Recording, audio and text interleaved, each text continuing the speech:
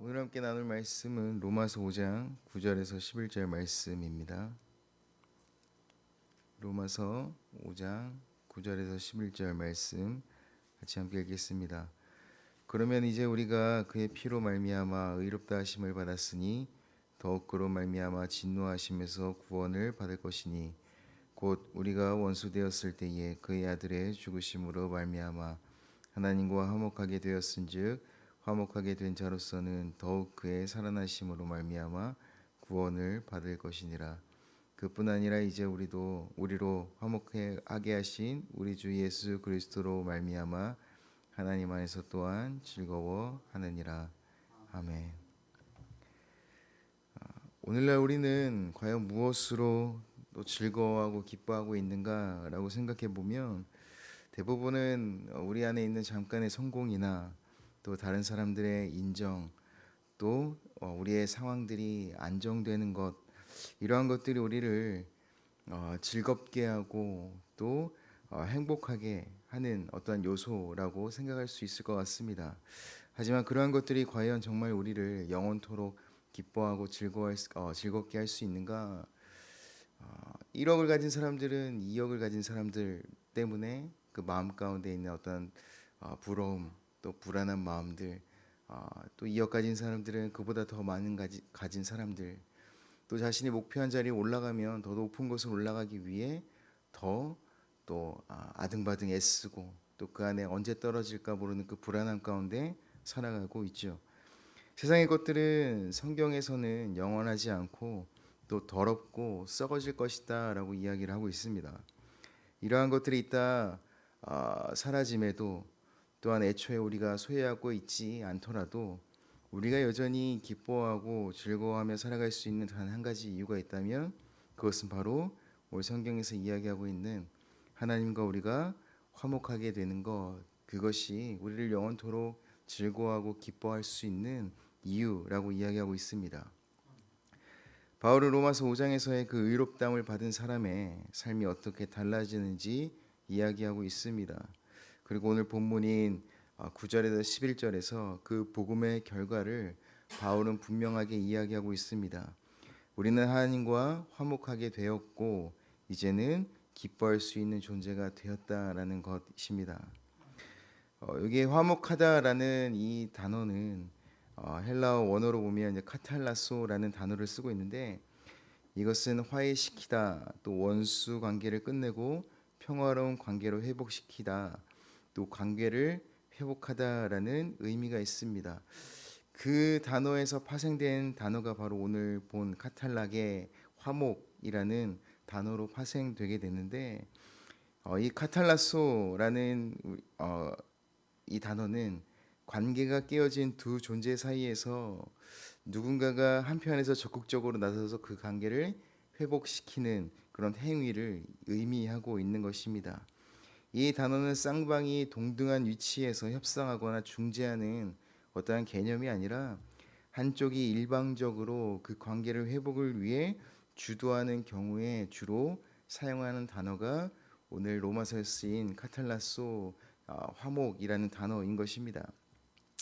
따라서 로마서 5장에서 이 단어가 사용될 때에 그 의미는 하나님이 죄인인 우리에게 먼저 손을 내밀어 화목하게 하셨다라는 복음의 그 핵심이 드러나 있는 것입니다.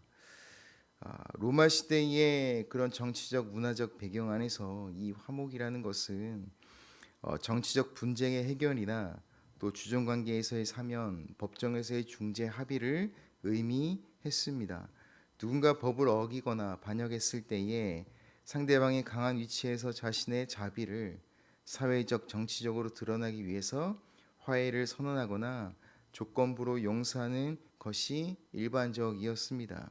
즉 강자가 자신의 이미지나 또 자신을 과시하기 위해 자신이 얼마나 자비한지를 나타내기 위해 약자를 용서해 주거나 받아주는 것이 이 로마 시대 안에서의 그 화목이었던 것입니다. 그러나 이 복음 안에서는 이 로마 시대 때 통용되던 화목이라는 그 의미를 개념을 뒤집습니다. 하나님은 완전한 의로우신 분이시며 인간은 불순종과 또 하나님이 하나님 되심을 인정하지 아니하고 또 그분이 우리의 왕 되심을 인정하지 않는 그로 말미암아 인간이 그 죄악으로 인해서 하나님과의 그 관계가 단절되어지고 하나님과 원수된 그런 상태에서 로마서 5장 10절에서는 인간을 하나님의 그런 원수라고 표현하고 있죠. 그런데도 하나님께서는 당신이 먼저 죄인된 또 우리가 당신을 거절한 그런 원수된 우리에게 그것도 우리가 회개하거나 죄에서 돌이켜 하나님께 돌아오기 전에 우리를 사랑하심으로 말미암아 자기 아들의 죽음을 통해 우리와 화해하셨다, 화목해 하셨다라고 이야기하고 있습니다. 이것은 당시 로마 사회에서 상상하기 어려운 일이었는데 권위가 있는 권세가 있는 쪽이 먼저 자신의 손해를 감수하면서까지 먼저 화해를 요청하셨다라는 의미가 있는 것입니다. 그 당시에 종교적 맥락 안에서 또한 이 화목의 개념은 상당히 새로운 개념이었습니다. 이 당시에 그리스 로마 종교에서는 신의 노여움을 달래기 위한 행위들이 필요했었죠. 인간의 편에서의 지극정성으로 드려지는 제사를 통한 신과 인간 사이의 화해, 신의 진노를 달래는 행위가 바로 그러한 것이었습니다. 그러나 성경에서 말하는 화목 카탈라소는 인간이 신의 노여움을 달래는 행위가 아니라 신이 먼저 인간을 향해 화해를 선포하는 능동적인 행위를 의미하고 있습니다. 즉 복음은 인간이 신을 달래는 그 당시에 대부분의 통용되던 종교적 개념의 그런 관념을 깨고 신이 먼저 인간을 향해 나아오시는 전혀 다른 차원의 은혜를 이야기하고 있는 것입니다. 즉 오늘 이 화목이라는 단어를 통해서 복음의 핵심적인 그런 메시지를 우리가 생각해 볼 수 있는데 화목은 죄인이 자격을 갖추었기 때문에 가능한 것이 아닌 화목은 죄인인 인간의 편에서 또한 먼저 손을 내밀었기에 가능한 것이 아니라 용서받을 또한 거룩하신 하나님과 화목한 관계를 이룰 자격이 없는 자를 위해 거룩하신 그 하나님께서 먼저 손을 내미신 그 복음적 사랑을 내포하고 있는 것이 바로 화목인 것입니다. 바울은 하나님께서 죄인인 우리에게 먼저 손 내밀어 깨어진 관계가 회복된 화목으로 인해 즐거워하고 너희들은 감사하라라고 이야기하고 있는 것입니다. 진정한 화목 안에서는 참된 자유와 또 기쁨과 즐거움이 있습니다. 로마 교회 안에서 이방인 그리스도인들과 유대인 그리스도인들이 다툼과 또 서로를 향한 비난과 정죄함과 그로 인해 깨어진 그 관계, 분열과 분노와 증오가 가득했던 그 이방인 그리스도인들과 유대인 그리스도인들 사이에 바울은 하나님이 죄인된 우리에게 먼저 손을 내밀며 그 깨어진 관계를 하나 되게 화목하게 하심을 이루셨듯이 너희들이 서로 화목하기를 위해 먼저 손을 내밀며 그 깨어진 관계가 회복되어져 하나 되기를 힘쓰라라고 이야기를 하고 있는 것입니다.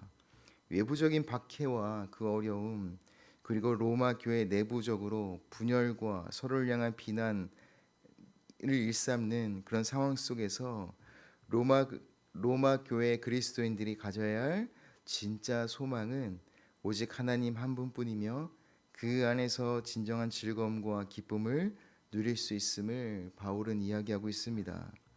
우리는 하나님과 화목하게 된 사람들입니다. 그것은 우리의 공로나 우리의 노력이 아니라 먼저 손을 내미시면서 먼저 다가오신 하나님의 사랑과 그분의 은혜로 말미암아 가능했던 것입니다.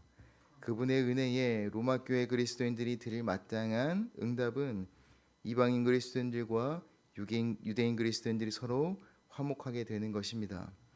지금 현재를 살아가는 우리 또한 혹여나 분열되고 깨어진 관계들이 있다면 먼저 손 내밀어 그 깨어진 관계가 하나 되고 또 화목하게 되는 것이 바로 하나님이 기뻐받기 원하시는 우리의 삶의 제사인 것입니다.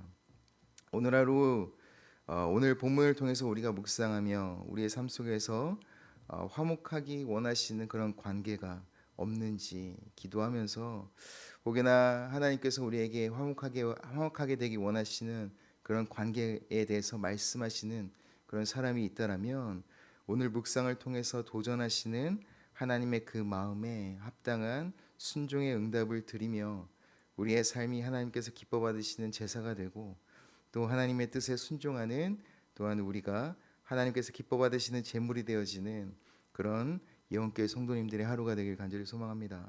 같이 기도하겠습니다. 하나님